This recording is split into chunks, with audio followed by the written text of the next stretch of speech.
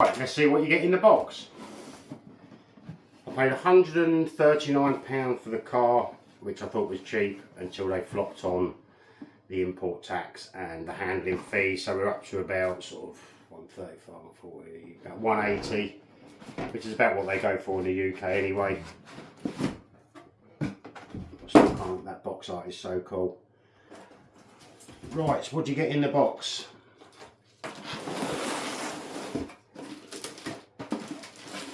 First out, we get that. Oh, that's unusual. Don't normally get all the body parts, trees packed into the body shell. Maybe that's just to save on space, because I think all of the Le Mans cars, I've got the racing Porsche and the Mercedes, which I'll show you in this video, have the same size box. I mean, very easy to put together these cars. Yeah, there's that cockpit. There's a channel online, I can't remember what it's called, I'll find out, and if I remember I'll put it in the description. He's actually made his own versions of these cockpits. And you can see the detail in there. You've got a fuel cell and the man, racing harnesses. Made of Lexan.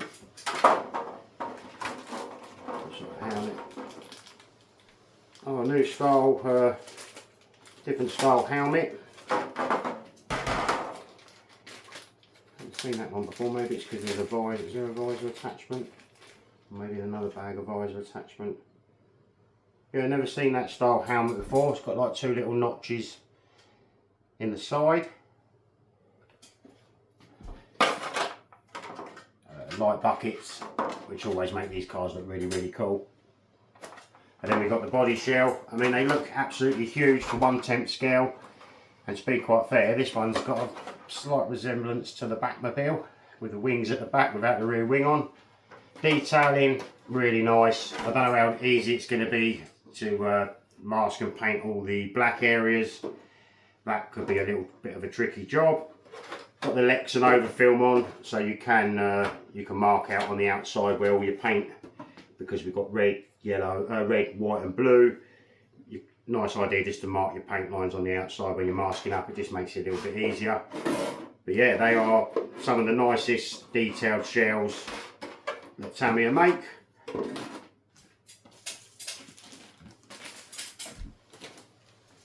Looks like we've got the tub chassis. Considering how tiny the tub is and how big the shell is, quite. So we've got a tub chassis, quite rigid plastic. Same again, you're going to need to get, if you want to run lipos, either get a shorty pack or try to find a Tamiya round battery hole. I'm not sure why Tamiya still do that. I don't know whether they sell their own batteries that are still that shape, but sometimes it can be a bit of a nuisance. But I'm sure a little shorty with all the different style battery packs that are around now will fit in there, no problem whatsoever. Rear gearbox housing and axle housing. Like I say, there's not many parts in these kits, but when they're finished you can put some really cool detail on. And like I was saying at the beginning of the video, I will find the name of the man that makes all the parts, because he does do, I'm not sure if it's for all of these shells, but I know for one of them he does. I can't remember if it's the Rothmans or the Mercedes. He does like a rear diffuser section that fits under the back, which does look absolutely epic. Just adds a bit more realism to your car. Rear wing, quite a big rear wing we've got.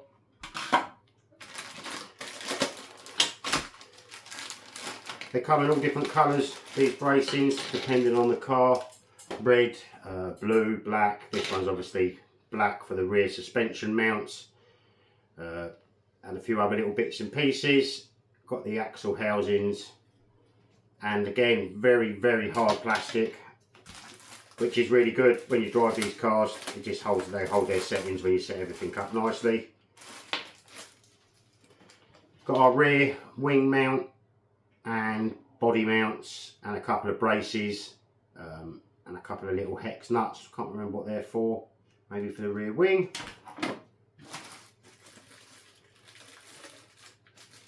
Then we've got our last part tree bag. Not so unusual to come inside the body.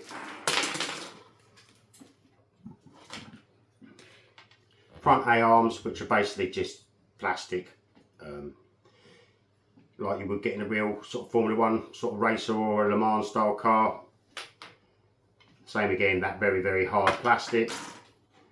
Servo mounts, little front bumper, and the shock mount for the back, like the little bottom cup and some spacers to set your rear shock up. And we've got two part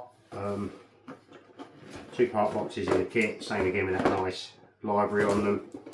Tamiya always do, I think, a really nice job of presentation when it comes to building these models, especially if it's going to be like your first model. You know, it's nice to open the boxes up and see the packaging really nice, not just all chucked in like some manufacturers do, with just clear bags. Shame they don't do the bubble wraps anymore, because they used to look super cool when you got a car and you had the little blister pack, sorry. You can see everything all laid out. Then we've got our wheels. Looks like we've got discs on this. Oh no, we've got spokes, so front and rear. So you could really nicely detail these wheels up if you paint all the sensors, which I still need to do to my Rothmans. Paint the sensors gold. Single CVA, mini tiny little CVA shop for the rear. That's all this car runs. So anybody who finds C-clips or E-clips a pain, you've only got a couple to contend with.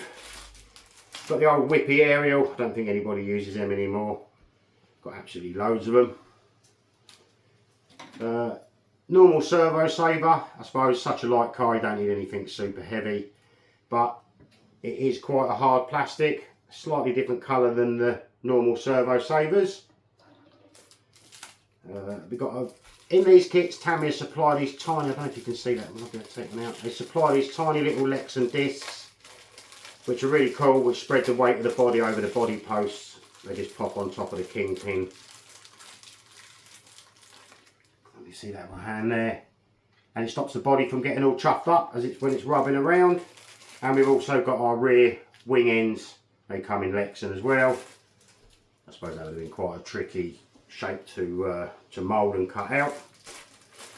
Plus, if you damage them, you can always get spares. It makes it a little bit easier. Get a bit of damage to your rear wings. Looks like we've got some air vents, a few other bits of bracketry, and a wing mirror on that part tree. Gear bag, pretty much standard Tamiya plastic on that. And these do run a ball diff, and you can set them up really nice, as long as you follow the instructions and get your orientation of parts in the correct order. Then we've got our last part box. Oh, foam tyres. All the other cars that have come, I'll have to have a look at that actually. I mean, huge rear foam tyres, and sometimes these can be a pain to stick on the wheels with the tape. But they are a really nice soft compound. I don't know how long they'd last on tarmac, mind, but you can always swap the wheels out for one of the other variants that have got rubber tyres, if you ever wanted to run one.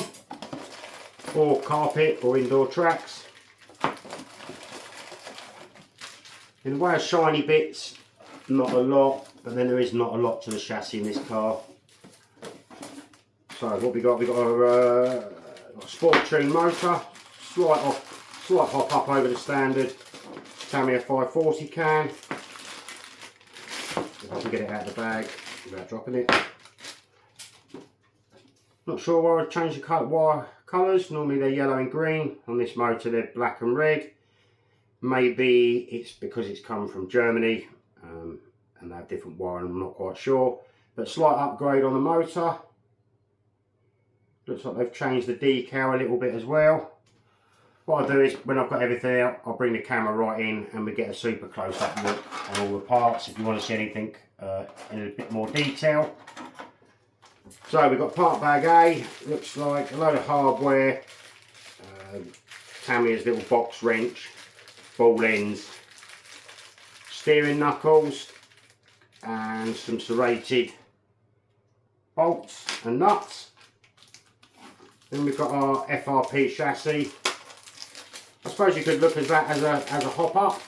I mean, only the higher end cars have FRP or carbon chassis.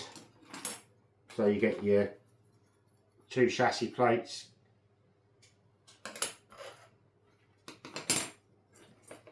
tiny little brace, same again, FRP. Tamiya supply you with like a Velcro tape, well not Velcro, sorry, like a 3M tape to stop the body rubbing in certain places.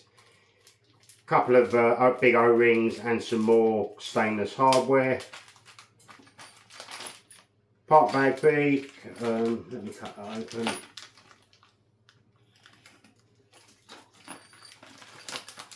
What I do like about these kits is these really nice aluminium axles and the out drives. I mean, that's proper steel, proper stainless steel, really heavy weight to that. I mean, that's not ever bending no matter how much power you put through it. And then you get these lovely aluminium out drives or axles, whatever you want to call them. Really nice machine parts. Tamiya supply a little ball diff grease. They never quite supply enough, but at least you've got something to put in, set your ball diff up. Then we've got all of our ball diff parts, which you can upgrade these to, I think they're titanium nitrate balls, out drives. Oh, you got a bloody mosquito in here.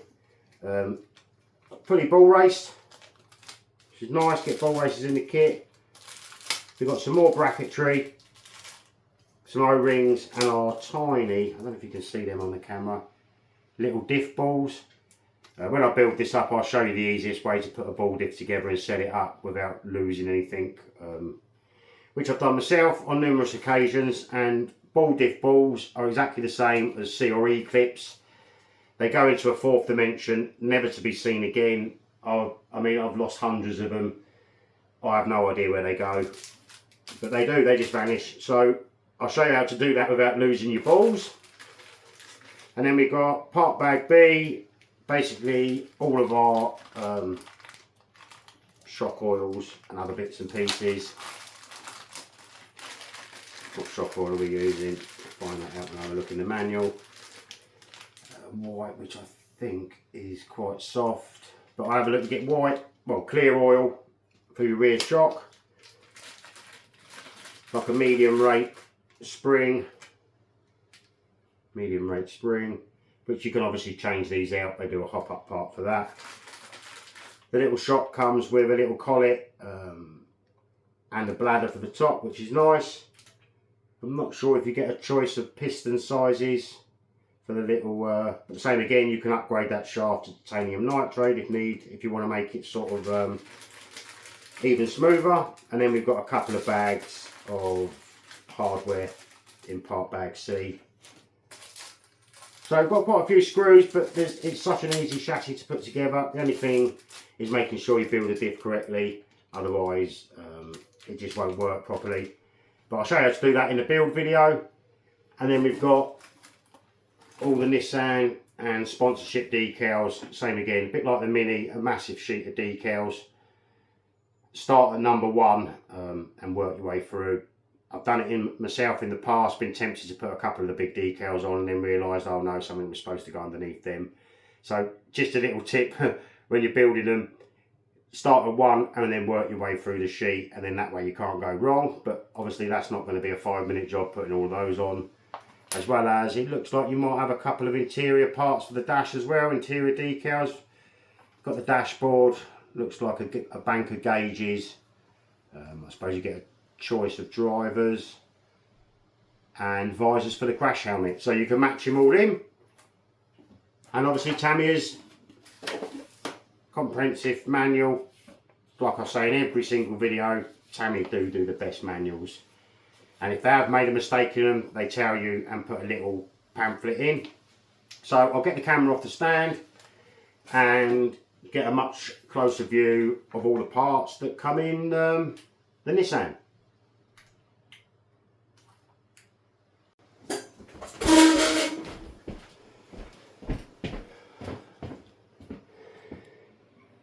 Here we have all the parts laid out now for the new Tamiya Nissan R91CP. Super cool chassis. They do quite a few variants on this, but just getting nice and close so you can see the detail of all the parts. Got a cockpit which I'll probably be getting for all of my Le Mans cars. Got that new style helmet with that little notch out the side. Light buckets, really nice shell like I said in the video. Got those spongy tyres, sport tuned. All of our ball diff, shock oil and hardware parts. Not many of them. Still need to open part bag A. Then we've got our chassis tub and shock. Those huge rear wheels. A couple of gear bags and some Lexan. So there we have it. All the parts for Nissan's R91CP Le Mans car. Let us know what you think in the comments. Thanks for watching. See you all later. Bye.